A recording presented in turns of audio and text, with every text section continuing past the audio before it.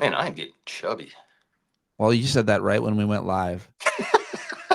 I am getting, I'm getting old. I'm getting salty. Yeah, me, old, chubby, all of the above. Yeah. You still have like a surfer's head and face though, and I have like more of a sea captain. Oh, I don't know, man. Sea captain's so distinguished when you move into that phase. Like aging surfer, I don't know. It's also been raining in LA for the last few days, so Yeah. I've barely moved. I've completely given up the will to like dress and clean myself.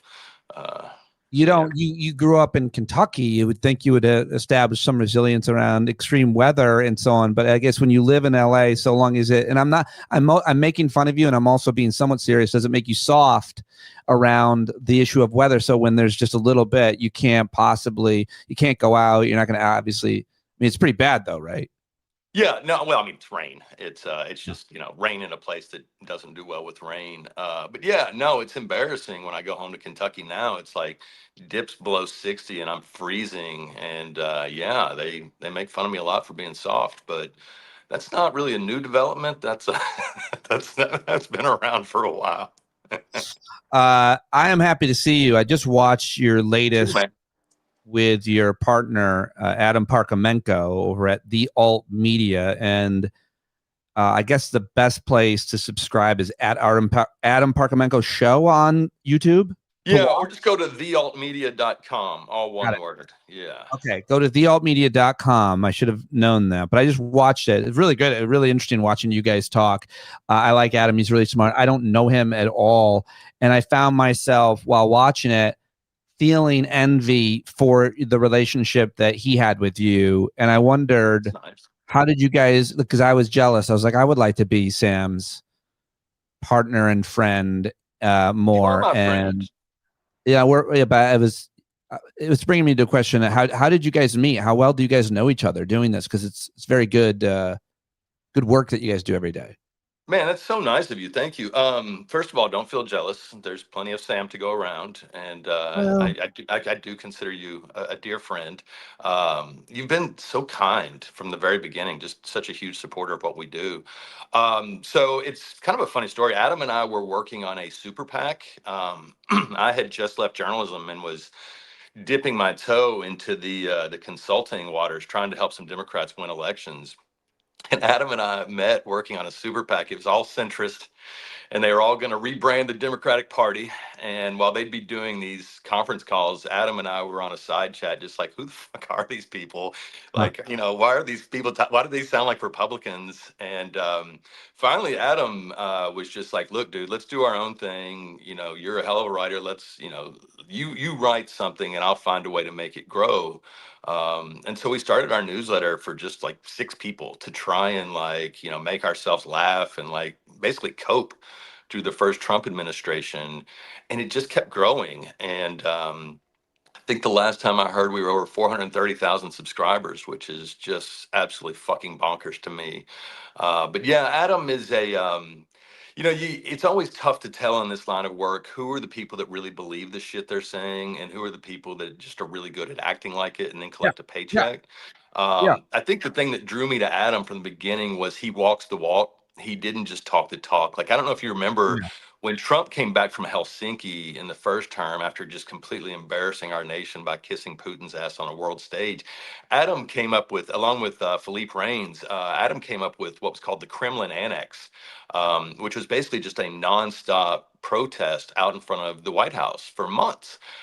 They did everything. They had a mariachi band, just anything that would draw attention to Trump's performance in Helsinki. And I just really admired that kind of. That kind of 3D activism, that kind of, get in the streets and shake shit up. And I learned working with him that that's kind of where he is. He's a street fighter first, and not really a C-suite kind of guy. And which is good because I've never really gotten along very well with the C Street kind of guys. So yeah, man, Adam's become. We've been doing this for almost 7 years now. We're basically like an old married couple at this point. We fight like every day. Like, I threaten to leave with the kids at least once a week, and but yeah, we make it work. The reason why I admire your work and other people's work is I have. I think I've created an idea in my mind as to who I give credibility and respect to. Mhm. And I wonder how you do it. How do you know who to trust and respect in media, in journalism, to a certain extent in life too, but certainly when we're increasingly going to be confused by AI and we're also siloed and you're not hearing certain things. How do you know where to find the best kind of journalism, or is objective journalism still a thing? My ingredients are kind of, and what I think is the reason why I like you. I think it starts with a moral clarity. Then you sprinkle in intelligence, which I would argue is gained through experience, really. So where did you work? What did you do? Who do you know? How did you grow up? What's your life like? And then just adding kind of a credibility with the final sprinkle of who pays this guy? Who pays this woman? Like Yeah. what's their incentive structure here? And it's like you on one side and others that I would include in Earth One, and then like someone like Megyn Kelly Mhm. and JD Vance and Marco Rubio and other people who are willing to just be complete hollow barrels to make a living, to gain power, and so on. What's your formula? Yeah, this is a question I get a lot. Like, how do you know who to believe, who not to believe? And I don't have a great answer because the reason I know who to believe and who not to believe is because I worked with them. I was around, at least the older folks. I was around for a long time. I was a White House correspondent for 4 years. So, like, it's not news to me that Jake Tapper's a fucking fraud who's full of shit. Like, I've known that for a very long time. Um, I think the other thing that I would put on that list is authenticity. Who's a real person? One way to tell if somebody's authentic is they're not perfect. They've made mistakes and they cop to them. That's the other thing I tell people is like if you're trying to figure out if a news organization's worth a shit or not, look at how they handle their mistakes. Yeah. Because everybody makes them. Do they own up to them or do they sue until Dominion makes them fork over $1 billion? Right. I mean, I know it sounds crazy, but it's like that's a great way to look for honesty. It's a great way to look for do they believe in accountability for themselves? Because if they don't, they probably don't believe in accountability for politicians or rich assholes. And I think Um, it's all fair and should be applied to any corporate media, many of which you worked of with course. and knew. But as we get older, and as even today, we're thinking about giving our money to this Substacker or Patreoner or watching this YouTuber or whatever, increasingly they're younger. We don't have experience with them. Finding the where their credibility lies is sometimes difficult, which is why I try to apply the formula. And somebody mentioned in the live chat, and of course, humor too, which is why I love you. And moral clarity matters. But then in the chat, my friend Kim asks, wait a second, where is Sam's line on pedophilia? So you think, you think a 14-year-old, it's not as Yeah. bad if it's a 14-year-old. It's not like it's an 8-year-old. It's Yeah. not My, like my line is great. my line Yes. is 5 to 10 years older than Megyn Kelly's. I mean, what the fuck, man? Like, I You didn't, think you need you know, to, somebody wrote, you have to separate the pedophile from the pedophilia. And I think that's I, really, I don't think that's true. I you think you know, keep those things lumped together at all times. Yeah, and you do that in a cell somewhere. My God, man. I mean, I knew these fucking people were crazy. Like, hey, it wasn't really an attack on the Capitol. It was a tour visit. But, yeah. I didn't anticipate we're getting into, hey, 15 years old is fair. I mean, what the fuck is wrong with these people, man? Like, you mentioned the younger generation, and that is where I have trouble because I don't know them as well. And so I guess then what I'm looking for is their voice. How do they write? How do they talk? Does it seem like they believe the shit they're saying, or does it seem like, they're looking for a shortcut to, the fame and fortune of being in politics these days? Olivia Nuzzi, so Right. perfect example of somebody who I think, nobody did her any favors by putting her to work in this industry in her early 20s and telling her how great she was and how infallible she was. She had her ass kissed by the top of the industry for a long time, Yeah. and her fall was almost inevitable. Now, Mm. was it inevitable that it would be this fucking gross and hard to understand? Probably not. But she's not the first fucking person to fall for brainworm guy. How But about, no, it's sorry, joining us now, Olivia Nuzzi. Olivia, welcome. Olivia, Olivia. It's great to see you. How the fuck are you affording a house in Malibu? Olivia.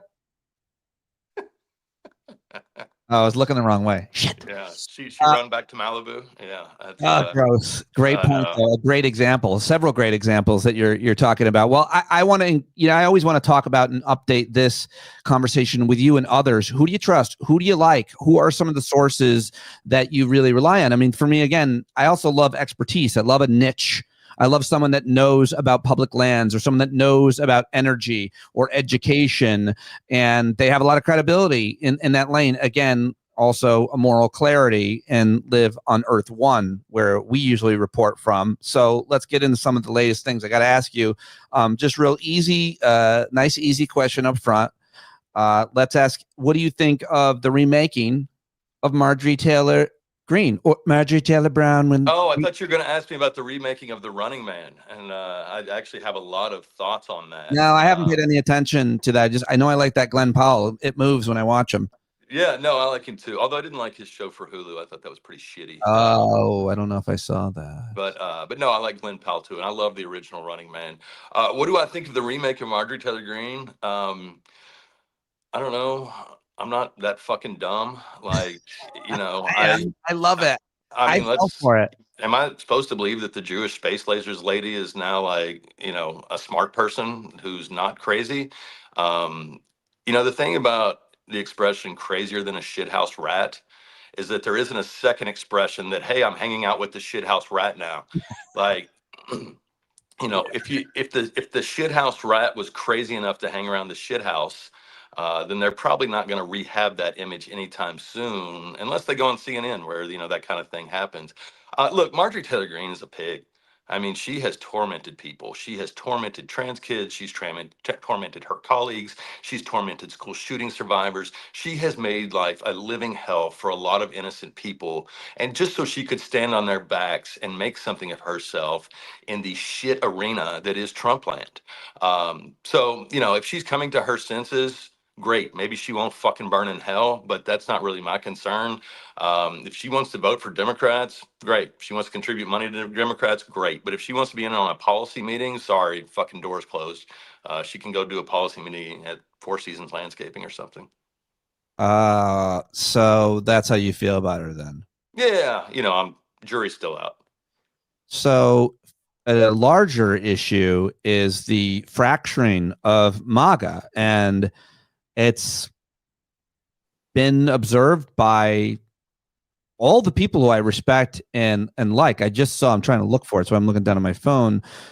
The historian, NYU historian, authoritarian expert Ruth Ben-Ghiat sharing Oh, did you freeze on me?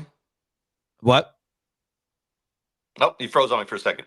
Am I back? Yeah. Ruth Ben-Ghiat quoting Ahmed Baba about the fracturing of MAGA, and that's what they're seeing. So I wonder how you would describe what we're seeing right now. And I say it's, I call it the hoods off movement led by Nick Fuentes. Hoods off. They're going Yeah. full hoods off, full white Christian nationalists. You're either with Right. me or against me. And today, one of the board members of Heritage resigned, which is a pretty big deal. MAGA is fracturing between America First, whatever you want to call it, and I don't know what the other side is. But how do you see it unfolding right now?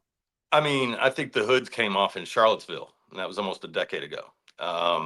What I have learned watching Trump is for every MAGA asshole who says, "This is it, I've had enough, I'm stepping off," there are five MAGA assholes ready to take their place.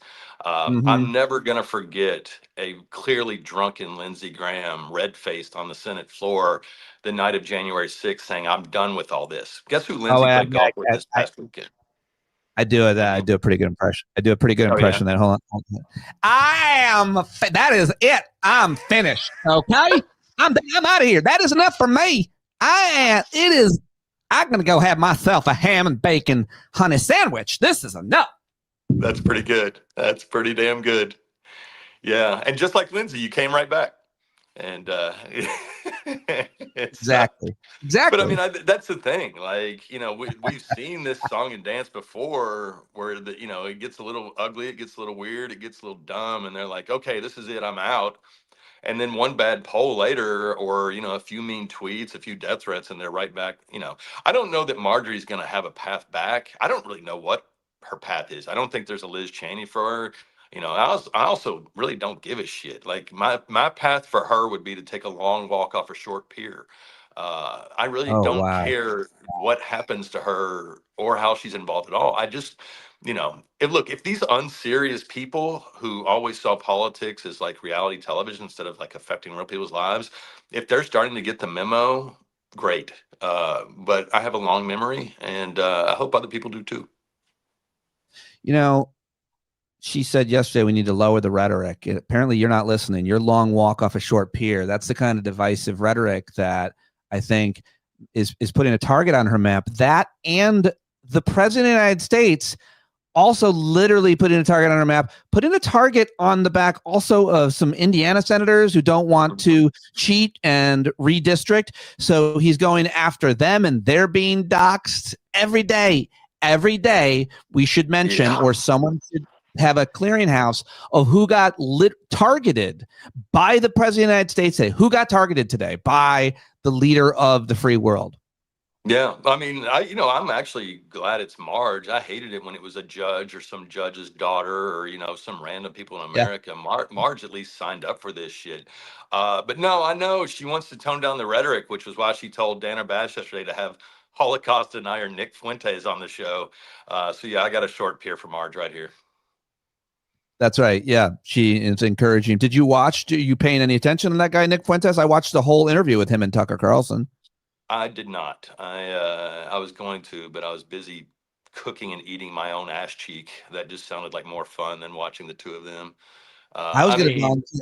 I was going to volunteer at a soup kitchen, but I was like, nah, I think I'll just stay home and watch Nick Fuentes talk to Tucker Carlson and smoke I pot. mean, the thing is, every time I see these guys, or from Nick Shapiro, it's not even, or yeah, is that his name? Ben Ben Shapiro. Shapiro. It's Nick Shapiro worked for Obama. Sorry about that, buddy. Every time I see Ben Shapiro, or actually every time I hear Ben Shapiro, I'm just like, other people can hear this too, right? And every time I see Nick Fuentes, I'm like, are y'all looking at the same dude I am? Like this little gremlin that looks like he crawled out of a Nazi's ass? Like, I don't understand.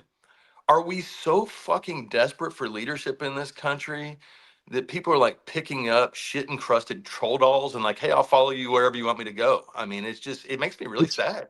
would you tolerate one observation I have about him? I know you don't want to talk about him anymore. Sure. I think his appeal to a certain extent is he doesn't seem to be incentivized by what everybody else is incentivized by quite the same, from Steve Bannon to Tucker Carlson. They certainly want to be famous and popular with huge followings and most importantly, make a lot of money. I think they're all ideological, no doubt about it. But the thing about Fuentes is the dude like has a history of going after and blazing fashion other pundits and politicians and the Jews, and he gets deplatformed, and he doesn't seem to care that he has made all these enemies in his own lane, and somehow that's working to create a following because he's not motivated seemingly as much by those things. These guys are all scared to go after each other, to turn and fire on one another, or to be deplatformed by saying what they really feel. And him going after Mark Levin, I was satisfied. I have to admit, he's a fat pussy. And I was like, I like it. I like Yeah. it. More, please.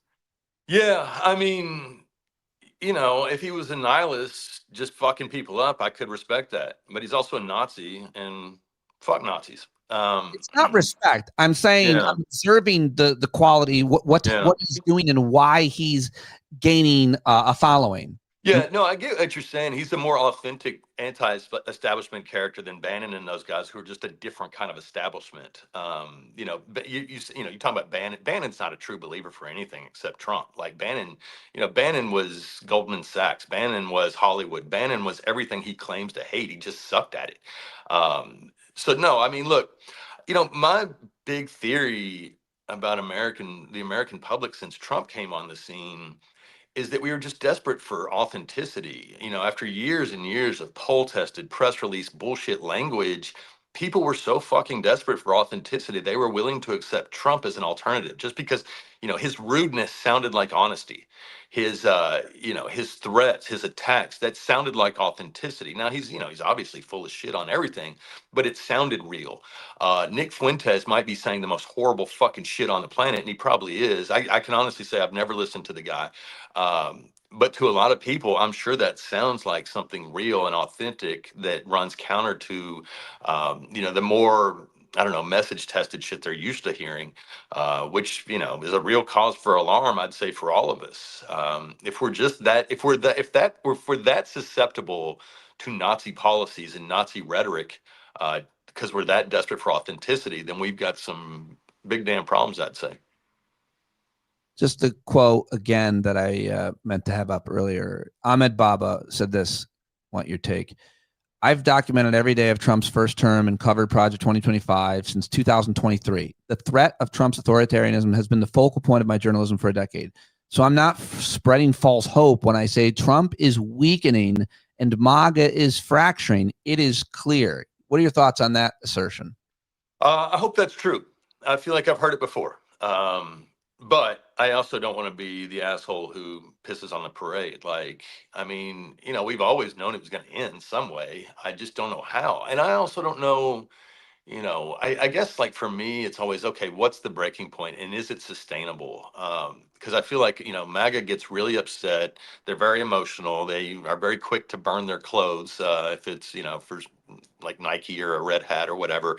But they're also very easily brought back into the fold because the one common denominator most of them have is that they're easily frightened by people with brown and black skin. And Donald Trump is a master of scaring people that way. So I'm glad that these fucking idiots are burning their red hats, but I imagine they'll put them back on the second Fox starts talking about caravans. I just wonder if they'll put out the fire before they do. Yes, I do too. All right. Final question, two questions, I guess. I haven't talked to you since This is the fun. huh? This is fun. Oh, I'm glad you're having a good time. I Yeah, I man. get very excited like a child when I get to talk to you. It's Dude, you're the best. I enjoy the hell out of this. Sam Youngman Day, and I would do it most days of my life. I really enjoy it, and everybody watching does too, for sure, and listening. Oh, that's So nice. thanks for doing it. Yeah. And check out Let me Sam, pull up the the chat. Alt Media, and Adam. They're so good. I just watched right before I came here their talk. Their great work every day. Subscribe to their amazing newsletter, which is the best in the biz. So, Mom Donnie wins in New York, and the other question is the future of the Democratic Party. And it's interesting because on the right, they're having a fracture and they're either going hoods off or, hoods on, but, the eye holes. And on the left or on Earth One, the rest of us are arguing about things like free public transportation or universal pre-K and obviously affordability, serious questions about the cost of care, et cetera. But we're the extremists. What do you make of Mamdani and what he represents and how other Democrats around the country that are from different districts and states should be responding and talking about it? Um, I'm a big fan. I didn't know anything about him. We stayed out of the primary. And then I watched that man campaign. And he did something that was unlike what I've seen most politicians do for the last several years. He ran like he actually liked the people and the place that he was running to represent. He ran like he wanted to make it better for the people who live there. He didn't try to scare the shit out of everybody. He didn't promise a bunch of shit he couldn't deliver. He said, hey, here's a bunch of shit that's broken, and here's how I think we can fix it because I love this city and I want people to be able to live here who aren't billionaires. And it was just like, holy fucking shit. How hard is that? Yeah. We saw it in Seattle. Katie Wilson just narrowly won a race over the incumbent mayor there. Trump's already freaking out and threatening to move the World Cup games away from Seattle. Um, Despite what the New York Times editorial page is telling you, Americans are hurting and they're looking for people who can provide real solutions. We tried the fake solutions with Trump. We're going to pie in the sky. I'm going to fix everything on day one. People I think have learned, okay, that's horseshit. So now they're listening for people who are not only promising change but also laying out how they're going to do it. Despite the attacks on Mom Donnie's proposals, I always thought they were fairly well detailed, fairly well thought out, more than we usually hear from presidential candidates. And this is for a mayor of a city. So yeah, no, I'm a big fan, but I'm also I'm more than a little dismayed about what I saw in the Democratic Party. It's almost like we have an allergy to winning. We spent the first several months of the year saying we've got to win young men and we've got to find a way to get people excited. And then Mom Donnie comes around and it's like, maybe not like that. It's like they have a version in their head of what's an acceptable way to do that. Which is just outrageous to me. My first rule for politics is fucking listen to what the voters are telling you. And that's what a lot of Democrats told me after last November. Like, oh, we got to listen more. We got to listen more. Well, Mom Donnie did listen. Katie Wilson did listen, and they responded and they won. Uh, Now I wonder who's not listening, and I will start with the people, the Democrats who were on their high horse, too high to support Mom Donnie. Yeah, yeah. Well said. Fully agree. But I also have always been a supporter of these types of ideas and policies. And the reason is because I've been to Norway. And then I read every year the happiest country in the world is Denmark. And then I read every day that they live longer and they're happier. Yeah. And I know Canadians. And so none of this shit is in any way make me uncomfortable. Like, I want it. Bring on all those policies. Give me a nap during the day while you're at it. Yeah. Paid nap. Is Denmark still the happiest country in the world since we started fucking with them so much? Yeah, it's only made them happier because it only makes them feel better than us. Yeah, everybody feels better than us. We're the worst. They were already happy, and then they realized they don't have Trump as president, and they just got like 10% happier. Honestly. Pretty good. Well, what do you think of the wisdom that Democrats, when they campaign, their brand is so bad, they have to be more than just anti-Trump. They have to be for something. They have to give people something. But the kind of, I guess, the data that's come out of this last election was, no, being anti-Trump is actually good enough. And I would make a point based on data. Apparently, he's lost all the ground he gained on Hispanic males, or maybe Hispanic voters in general, because he gained. It was always shocking that a lot of Latino Americans, however they self-describe, voted for him. He's lost it all. And maybe if you just let Trump be Trump, he'll take a shit everywhere that you care about or thought he was going to make a difference in, including grocery prices, and he's going to do it himself. So maybe it's just good enough to be like, I'm not him. What are your thoughts? I mean, I don't know why it has to be an either or. Like, you can be for affordability and against fascism, and that's a pretty fucking compelling message to me. But not only that, when you tell the American people that they're being distracted when they're telling you they care about something, it's pretty goddamn insulting. People know what they care about. Yeah. They don't need a think tank in DC to tell them what they actually care about. They care about high prices. They care that the president tore up the fucking White House, and they care that he might be a child rapist. I don't know why it's so damn difficult for us to talk about all of these things. This idea that we have to pick our battles, or that you know, every time I see an Ezra Klein type being taken seriously by elected Democrats, I just see us losing another election. I don't know that it's about being anti-Trump. I don't know that it's about being more than anti-Trump. What I know is this: candidates matter, and people have to believe that the candidate believes what they're saying. My number one rule for any fucking Democrat running for office right now is don't be a pussy. Seriously, it's that simple. Stand for something, keep standing for something. And when people come at you telling you to change your opinion, say, no, this is what I stand for. People respect that shit. They don't respect people that are running to their consultants every 10 minutes saying, what am I supposed to believe? It's just, I don't know. I mean, the thing is, Trump is the scum of the earth. But the thing he is authentic about is being racist, being anti-immigrant. He doesn't fake that shit. It's real. And, much to our chagrin as a nation, people are, respected that. This whole discussion we've had for the last year about whether or not Democrats need to throw trans people under the bus to win elections. My God, are we just evil? Like, are we just going down a list of people being like, okay, these people are expendable, these people are expendable, these people are expendable? How about listen to Andy fucking Bashir, who said we don't have to throw anybody under the bus, right?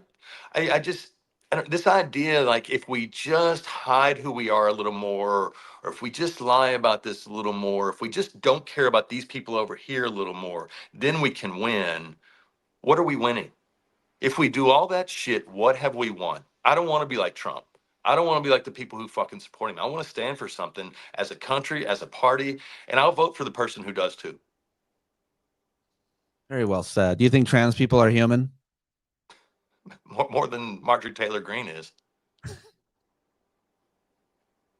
I was Of wondering how course, you'd handle that. man. Of course, fucking trans people are human. They're our friends, our neighbors. They're just They're the easiest people to dehumanize that's ever it.